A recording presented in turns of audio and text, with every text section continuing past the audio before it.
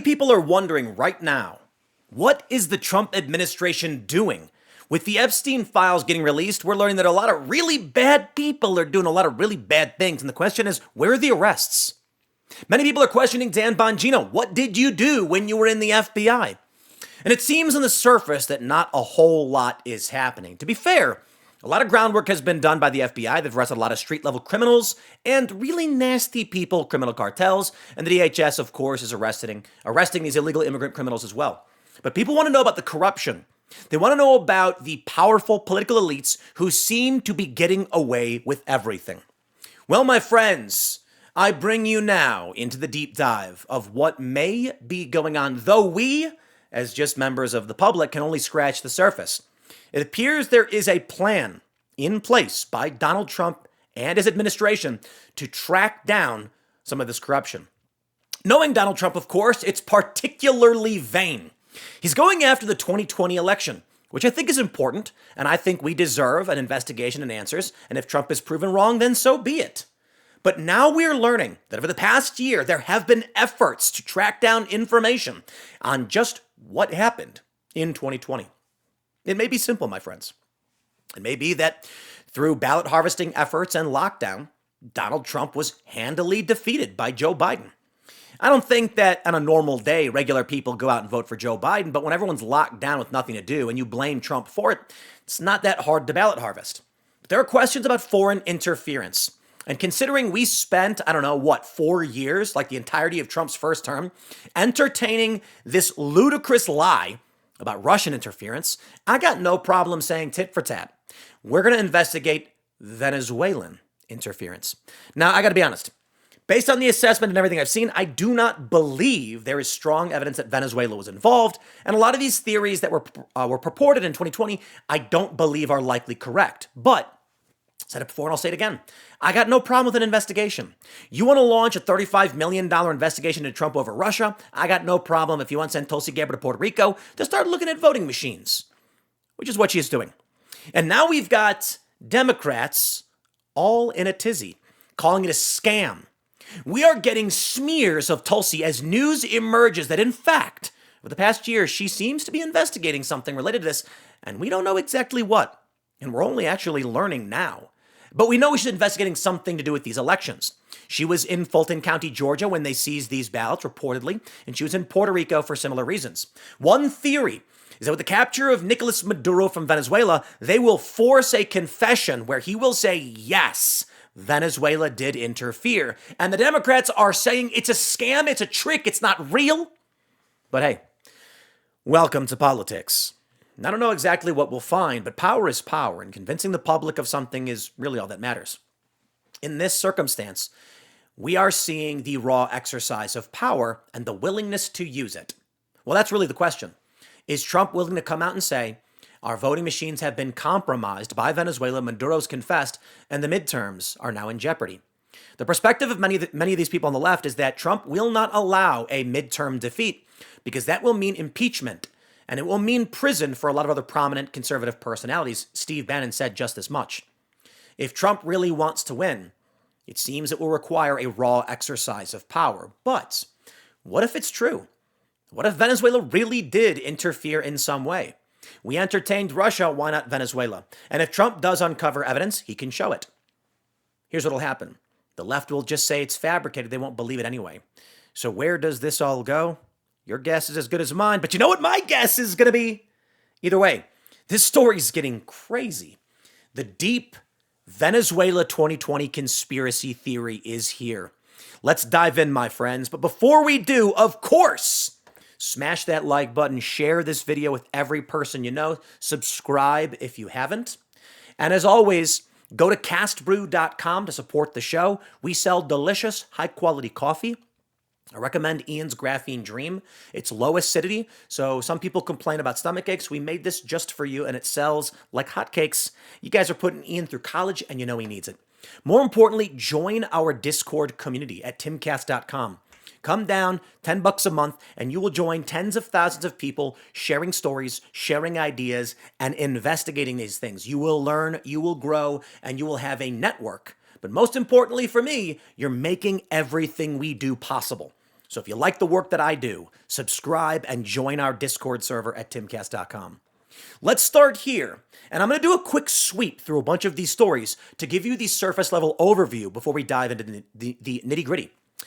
The Washington Examiner says Trump says Fulton County FBI raid will determine the true winner of Georgia in 2020. Indeed, my friends. Now, going back to November of 2025, Trump hints support for fringe theory that Venezuela rigged the 2020 election. Now, this is fascinating because at the time we did not know that Maduro was going to be captured, and that in fact, this is already being investigated. We can take a look at this story from the Daily Beast. Tulsi Gabbard's amateur hour voting machine probe exposed.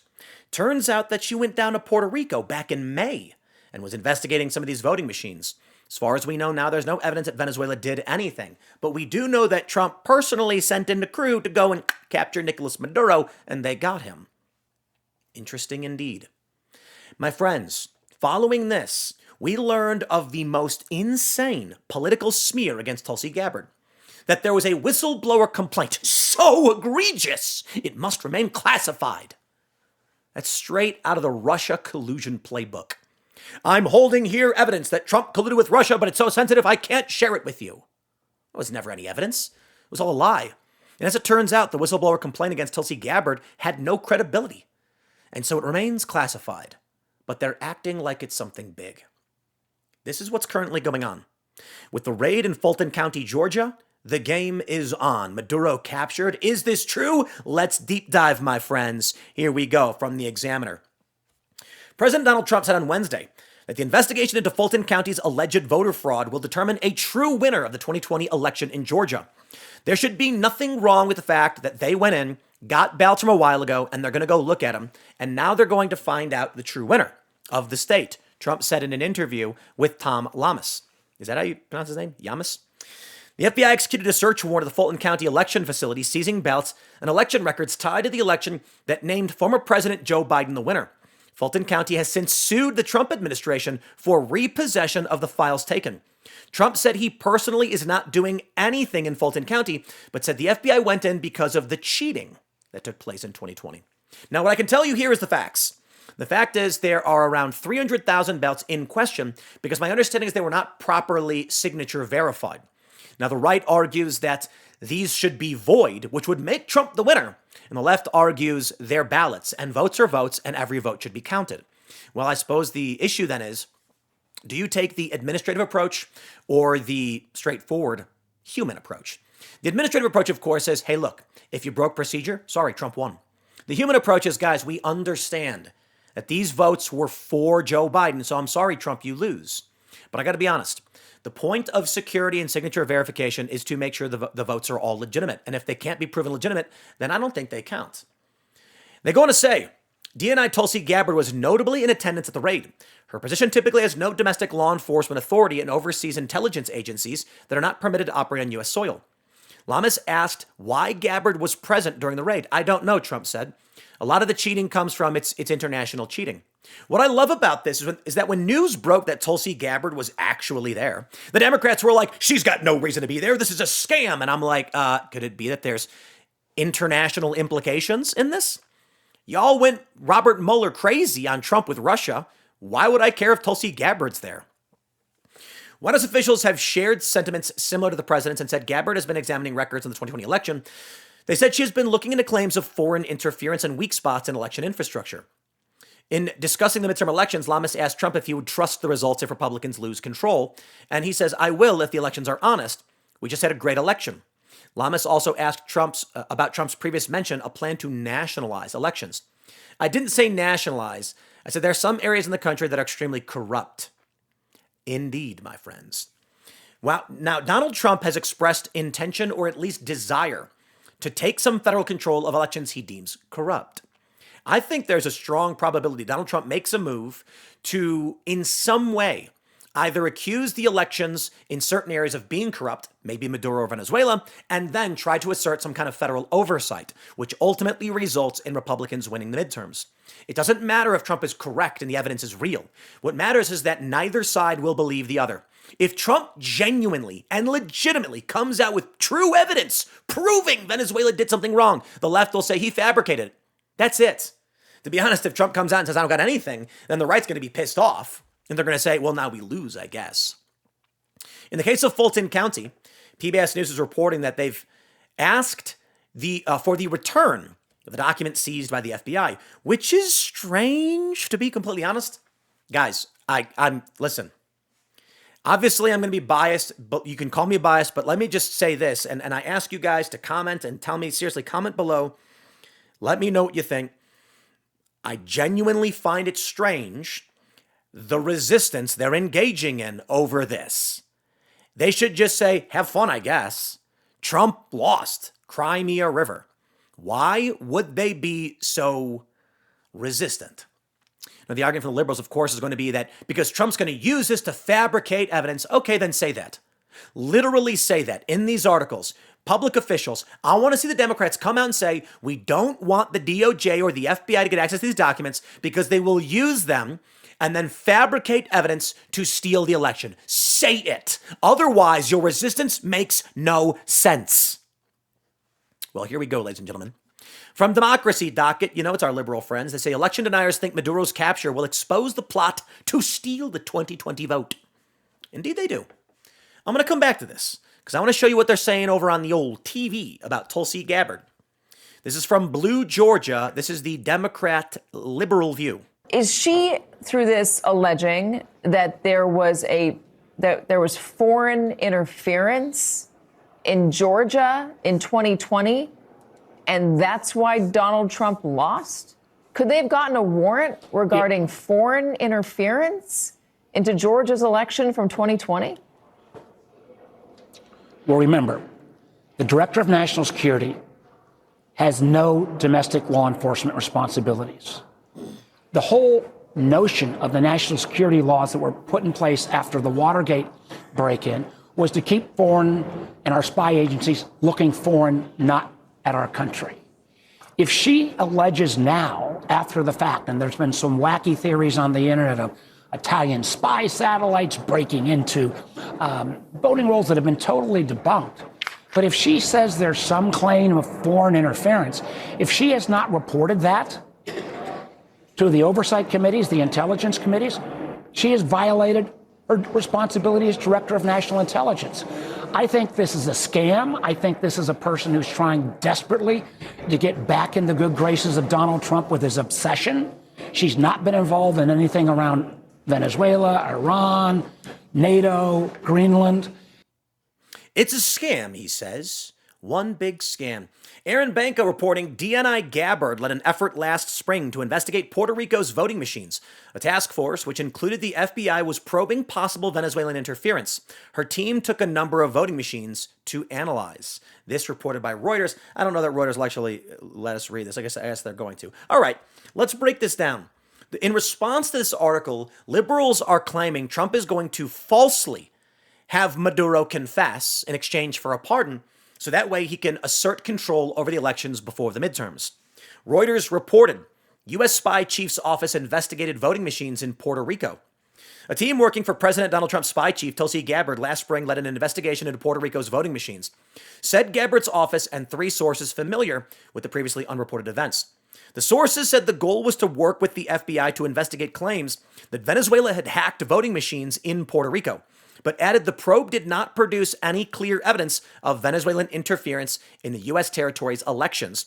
Reuters first reported the investigation. Gabbard's office, in a statement to Reuters, confirmed the May investigation but denied a link to Venezuela, saying its focus was on vulnerabilities in the island's electronic voting system. Her team took an unspecified number of Puerto Rico's voting machines and additional copies of data from the machines as part of its investigation, a spokesperson for Gabbard's office of the Director of National Intelligence said. To go back to that statement from our Democrat friend on Katie Tur's show, he says if she knows of a Venezuelan plot or foreign interference, she needs to tell us. Well, maybe she doesn't, and maybe she's just investigating. That's all, right? Her office says they're taking voting machines and data with standard practice in forensics analysis. Noting similar voting infrastructure elsewhere in the U.S., it added, ODNI found extremely concerning cybersecurity and operational deployment practices that pose a significant risk to U.S. elections. Jorge Rivera Rueda, head of Puerto Rico State Election Commission, said he could not comment on any ongoing investigations, adding, the commission will fully cooperate with any investigative process conducted by the appropriate authorities, whether at the state or federal level. Venezuela's government did not respond to a request for comment. ODNI said some security gaps in voting machines used in Puerto Rico stemmed from their use of vulnerable cellular technology, and that software flaws existed that could give hackers access deep into vital electoral systems. The Puerto Rico operation appeared to be part of an effort by the Trump administration to pursue unproven allegations of voting fraud, the sources said. The preoccupation with voter fraud dates to Trump's re-election loss in 2020 and has not abated, said the sources, who spoke on the condition of anonymity to discuss non-public operations. Democratic leaders in Congress voiced alarm over Reuters' report on the Puerto Rico operation. Chuck Schumer, the top Democrat in the Senate, said the Trump administration was violating state and federal laws and the U.S. Constitution by seeking the election records. They're trying to intimidate local elected officials, Schumer told MS Now television on Thursday. What's most alarming here is that Director Gabbard's own team acknowledges there was no evidence of foreign interference, yet they seized voting machines and election data anyway. Now, I love this. There was a video that came out just the other day. It's the defense attorney questioning an investigator in the assassination of Charlie Kirk. And she says to the man that you solicited evidence from the public without vetting it. And he responds with, yes, because I can't vet it until I receive it. And she's like, right. It's one of those things where it's just like, are you trying to make an argument that doesn't make sense because people will believe it? The answer is yes. Tulsi Gabbard, how could she find evidence of foreign interference if she doesn't take the machines to investigate them? This is the most ridiculous. Reuters, this is why people don't like journalists, okay? Because Reuters could easily just point out that the statement made by Democrats makes literally no sense. Tulsi, in her immediate investigation in Puerto Rico, found nothing, took the machines to go check. How do you know if there's foreign interference if you don't take the machines? Hey, there may be evidence in this locker. I'm not going to open it. Huh? So, could you imagine if the FBI, it's like they found a box covered in blood at a crime scene, but they took it even though they couldn't verify there was any evidence in it. It's like, well, right. Well, they have to open it, right? So they have to take it and go examine it. How stupid. Listen, I don't know exactly what's going on or what Trump's plan is, and I don't even believe his election fraud claims. My genuine belief, certainly there was some impropriety, but I believe that is a red herring. I believe that what happened in 2020 is that everybody's locked down, Trump is the president, they blame him, and Democrats launched a ballot harvesting operation. Now, that being said, I'm open to being proven wrong. And it's entirely possible that I am. But I believe that is the preponderance of evidence that Trump lost to Biden. And people say, how could Biden have gotten so many votes? Because people were locked down and they blamed Trump. Look at the riots. They blamed Trump. Well, my friends, our liberal friends over the Daily Beast are calling it amateur hour. Tulsi Gabbard's amateur hour voting machine probe exposed. Critics say the Office of the Director of National Intelligence is exceeding its authority and expertise. President Donald Trump's Director of National Intelligence has seized voting machines in Puerto Rico as part of the administration's ongoing effort to find proof of voter fraud. Tulsi Gabbard has apparently made it her mission to advance Trump's personal grievances, including his repeatedly debunked claims the election in 2020 was stolen. Gabbard, 44, was on site last week at Cash Patel's FBI raided an election center outside Atlanta, Georgia, for materials related to Trump's electoral loss. Now her office, ODNI, has confirmed that it also took the extraordinary step of seizing an unspecified number of voting machines in Puerto Rico. You get the point, we read it already. But you got to bring up our friends of the Daily Beast who are going to manipulate and falsely frame it. But oh boy, my friends, here's where the conspiracy gets real juicy. Maduro pardon. The truth behind the viral claim about Donald Trump and the 2020 rigged election. Well, it wouldn't be a wackaloon liberal claim without our good friend Ed Krasenstein, who says, breaking, it appears as though Trump may be offering a pardon to Nicolas Maduro in exchange for him making claims that Venezuela helped rig the 2020 U.S. election for Joe Biden. This would do two things for Trump. One, Trump will do anything to try and convince people he really won the 2020 election in which he got clobbered. Two, it could give him cover to call in the military to seize voting machines and or scare people into not voting for the midterms. Well, Ed, you missed a huge opportunity here. It'll do something else as well. It will give Donald Trump general federal pretext for oversight, meaning he can send in federal observers to these voting locations to monitor them. And the argument is going to be that ODNI has evidence of foreign interference. And they can push back and they can argue all they want. Trump will likely do it anyway, if that is the case. Now, based on Trump's track record, I'm going to go and say Trump is substantially weaker than these people claim, much too weak to actually do what they're arguing he will do. But they're going to do it anyway. So let me see if we can pull this up. Here we go. In response to the story about Tulsi Gabbard leading this Puerto Rico investigation, Pedro Gonzalez says this is a test run for what the Trump admin wants to do to the rest of America ahead of the midterms. And Gabbard is just the person to take point because she's so deeply compromised with this whistleblower complaint against her, which is discredited. I mean, it's ridiculous. Trump's laying the groundwork for trying to steal the next elections is the most important story right now. Naturally, conservatives aren't interested at all and are instead gooning over Hollywood casting choices that have hurt their fragile feelings. Now, what I want to stress here is that it is a lie. The first thing you need to break down in Pedro, you are a manipulative, evil man. I believe we've hosted you on the show before, but I see this and his statement, and what I see is manipulation, and I would describe it as evil. Firstly, let's break down his manipulations. He says there's a whistleblower complaint against Tulsi Gabbard. Okay. The Federalist says a so-called whistleblower filed a complaint against her alleging wrongdoing so sensitive that his details supposedly could not be disclosed. The complaint was reviewed and closed because it lacked credibility. The determination was made by Tamara Johnson, a career official who served as the acting inspecting general of the intelligence community during the Biden administration. That should have been the end of the story. Instead, the secrecy surrounding the complaint has been repackaged as proof that something terrible must have occurred. The absence of evidence is now being marketed as evidence itself. And thus, when you have Pedro Gonzalez using that manipulation that has no credibility, or bare minimum, there's nothing to glean from it. I have nothing to say. Okay, a complaint was made. It was found not credible. We don't know what's going on. There's nothing there. Why even bring it up except to poison the well? Now he makes the additional point about how conservatives are gooning over Hollywood casting choices. I actually have a post I made the other day that actually resulted in, I think, either like me getting blocked by the guy. I think the guy deleted the tweet. He deleted the tweet. Let me pull this up for you and show you the manipulations these people engage in. So there was a post that made the same claim because, as you can see here, Michael Knowles had discussed Helen of Troy being black in a new casting, and he got 60,000 views. They said, currently the Epstein files are being released and conservatives are talking about Hollywood because they are trying to cover up for Trump. So I did what any normal, sane person would do. I pulled up old Michael Knowles' YouTube channel, and what did I find? In fact, on the exact same day, he did a 50-minute breakdown of the Epstein files, to which he got 320,000 views. In fact, the most successful podcast he did that day was discussing Epstein. And then, after the fact, he did another video. What they do here is they manipulate. They want you to believe that he never actually made the point. Well, this tweet got deleted because they are liars. It's what they do. By all means, challenge Trump on what is going on with this Tulsi Gabbard stuff. Apparently, she's claimed Trump sent her out there to investigate. Perhaps that's the case. I don't know. But I am looking at all this, and I'm trying to weigh this against the political biases. The people who support Trump are largely going to believe that, yes, Venezuela did this. They still do. They never stopped. So Trump investigated, and they're going to say, finally, the truth is coming.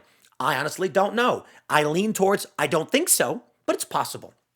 Now, why then would you need Pedro to craft a tweet where you bring up a whistleblower complaint that has no merit? Maybe not. We don't know. It's nothing to actually bring up.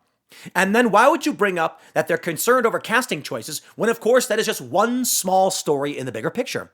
Because the goal here is to manipulate people into, well, we'll put it like this. It's called poisoning the well.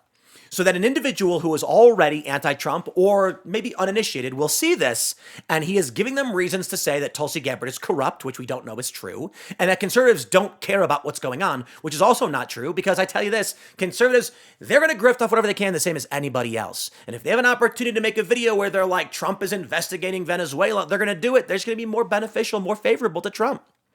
This is a manipulation intended to trick people who don't know what's going on. The whistleblower complaint against her, which never went anywhere, and no one even knows if it's true. Mind I remind you of the old classic from Huffington Post dating back to 2018. This is an actual tweet from the Huffington Post I'm going to read to you. A tape might exist of Trump doing something in an elevator, though exactly where that somewhere is and what that something might be, no one in media can say. That's because no one in media seems to have seen the tape or is even confident it exists. Uh-huh. Okay. So, what? Indeed. You see, back in the day, I can't believe how long it's been. 2018 is 8 years ago. They ran this psychotic post and story about a smear of nothing. And that's actually the exact same thing they're doing to Tulsi Gabbard right now. There's no actual complaint against her, none that we actually know of. And it was deemed not credible, and they're still acting like it exists. The media was going crazy over the elevator story. There's a tape of Trump somewhere. We got to find it. And they were looking for nothing. That's the weirdest thing imaginable. It's culty, is it not? Pedro continues. I would have written it off as silly that Trump admin might consider getting Maduro to confess to having stolen the 2020 election, validating the most bat-ish Sidney Powell conspiracy theories of election fraud to help Trump justify undermining our elections ahead of the midterms in exchange for leniency. But it is within the realm of possibility now. This is actually how deranged this administration is. And there is no reason to believe that right-wing media would do anything but parrot such claims. Again, Bannon, a convicted felon, has said that losing would mean likely going back to jail. And there's just no way people like him would not be willing to throw everything at frustrating the process of holding them accountable through elections. Well, here's what I can say to this perspective. There have been historical precedent. There has been the arrest of lawyers, Donald Trump's lawyers, the arrest of the frontrunner for the presidency, attempted assassinations, all at the same time. Donald Trump was convicted of 34 felony counts for the first time in history that did not have a unanimous underlying crime in New York State. That has never happened before. Typically what happens is when an individual is convicted under the falsification of business records, the jury unanimously agrees the person was trying to conceal a crime. In this instance, they may agree he was trying to conceal a crime, but they don't know what actually crime that was, which would mean that these charges would actually be a misdemeanor. These things are unprecedented. Unprecedented. And if you want to look at those instances and what you're seeing now, I tell you this, there's no off-ramp, you're at war. Right now we're in what appears to be some kind of bleeding Kansas period. It doesn't always mean that civil war will break out. But if you think that Trump or the Democrats are not willing to do whatever it takes, then I got a bridge to sell you. I agree with Pedro in this regard. Bannon, he went to prison before, and I think he's likely correct. He says he'll go to prison again. Do you think Steve's going to sit back and just let Democrats win, or will he do everything in his power to try and stop them? Right now, Kalshi has the numbers. The prediction market says the Democratic Party is at a 78% chance to defeat the Republican Party in the midterms. That will be the apocalypse for Trump, his administration, and his efforts. The end result will likely be that immigration efforts will be curtailed. They'll make attempts at pulling funding from ICE, even though they were already funded until September. Once this goes, they're going to pull it. Actually, it might be beyond September. I'm not entirely sure. They're going to impeach. They won't get a conviction, but they will frustrate. That's the phrase, right? Trump's efforts moving forward. Not to mention, they'll form committees. They will subpoena people, and they will seek to put individuals in prison. It'll get bad. Do you think that Trump and his administration are going to accept this? The Trump admin knows full well, and the people who have aligned with him know exactly what's coming for them if they lose power. They saw it in the first term. So they have to do whatever it takes to win. So what this could mean? Well, my friends, truth, history is written by the victors. Abraham Lincoln is heralded as a hero despite the fact he did things that were wholly unconstitutional and tyrannical. That's a fact. And I still think he was a good dude. I think he was a bad dude in a lot of ways, but I think he did the right thing, unfortunately. And that is, Abraham Lincoln decided to wield power to the best of his abilities to preserve this nation. And that's the challenge. The challenge is, did Venezuela actually interfere in our elections in 2020? I have no idea. If the DOJ, DHS, the ODNI come out and say, yes, what am I supposed to say to that? No, you're liars? Sure, it's true? I can say it's a claim asserted, show me the evidence. But evidence is not proof. Evidence indicates proof, puts beyond a reasonable doubt. If they come out with proof beyond a reasonable doubt, what can you say? If Maduro literally confesses, how can you call him a liar? Because you don't trust Donald Trump? Okay. In which case, welcome to the warfare, baby.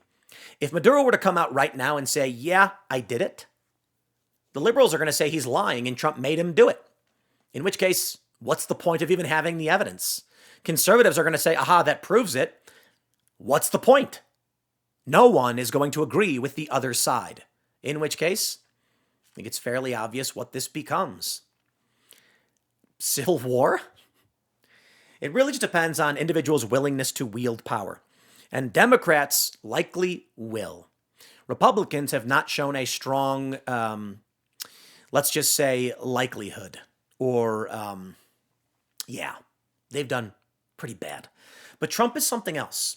Stephen Miller, Steve Bannon, Kristi Noem, Pam Bondi, Kash Patel. Kash was already the victim of one of these hoaxes. Do you think these people want to sit back and just let Democrats come in and put them in prison and destroy their lives? The answer is no. However, the other question is, do you think they can stop them? Honestly, I have no idea. But my friends, welcome to the political fray. It's not always street battles. Sometimes it's politics. I'm going to wrap it up there. So smash the like button, share the show with everyone you know, and subscribe to this channel if you do like the work that I do. I have too many channels because they're all slightly different. And I don't know, maybe I'm just dumb and I make new channels every day. We got Timcast News, the Tim Pool Show, and we've got Timcast IRL. Subscribe to all of them. Thank you so much for hanging out. We'll be back with guest hosts for Timcast IRL at 8 p.m., and we'll see you all then.